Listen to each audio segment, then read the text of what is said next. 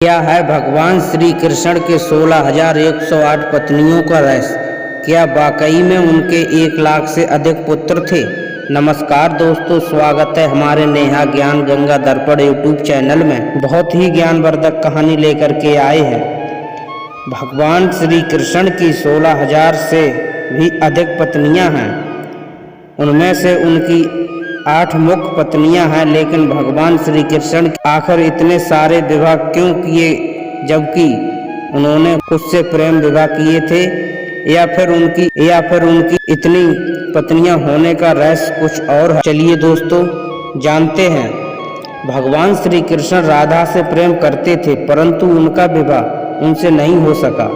श्री कृष्ण ने पहले एक एक करके 8 विवाह किए, लेकिन बाद में उन्होंने एक साथ 16,100 विवाह किए। रुक्मिणी श्री कृष्ण की पहली पत्नी, जिनके साथ उन्होंने भागकर शादी की। भालू राजा जामवंत की बेटी जामवंती उनकी दूसरी पत्नी है। सत्यभामा उनकी तीसरी पत्नी है।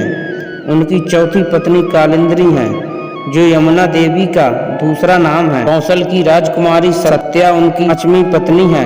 अवंती की राजकुमारी मित्रविंदा और कैकेयी की राजकुमारी वृद्धा श्री कृष्ण की 6ठी एवं 7वीं पत्नियां हैं, और वृद्धा की राजकुमारी उनकी 8वीं पत्नी है।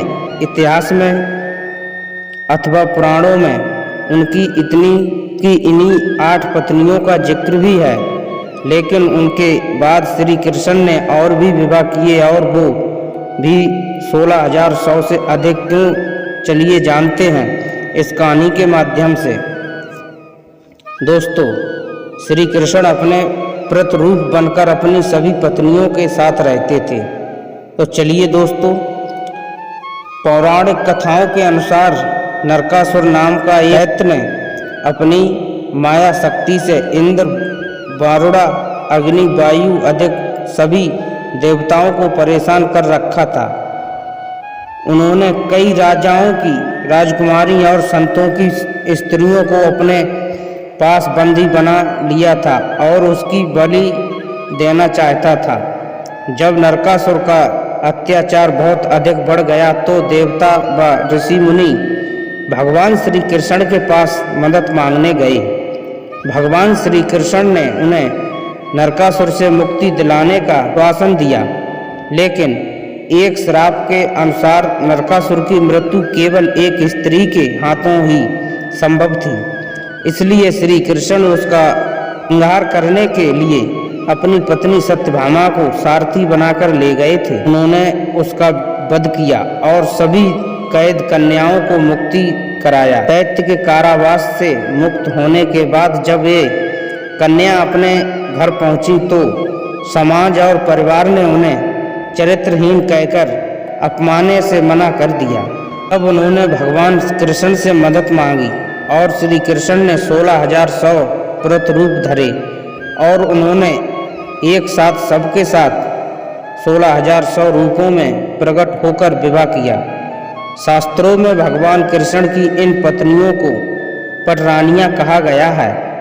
कुछ मान्यताओं के अनुसार श्री कृष्ण ने इन सबसे विवाह नहीं किया, बल्कि उन्होंने उन्हें अपना पति मान लिया, जबकि अन्य मान्यताओं के अनुसार श्री कृष्ण अपने प्रतिरूप बनकर अपनी सभी पत्नियों के साथ रहते थे, और उन्होंने कभी किसी के साथ ना तो न्याय किया और ना कभी किसी को उनके अधिकार से वंचित किया।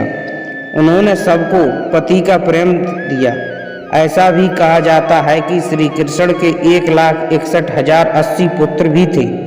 उनकी सभी पत्नियों के 10-10 पुत्र थे और एक पुत्री थी उत्पन्न हुई थी। इसी गणना के अनुसार कृष्ण के 1,61,080 पुत्र और 16,108 पुत्रियां थीं।